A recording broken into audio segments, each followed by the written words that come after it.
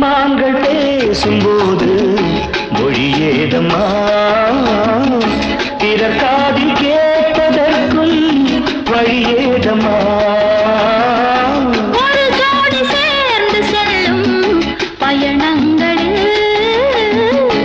உறவழி வேறு இல்லை கவனங்களில் இளமாமையில்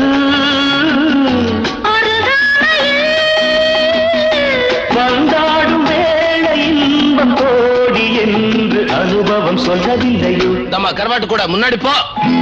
என் மன்னவன் காதலன் என்னை பார்த்ததும் ஓரா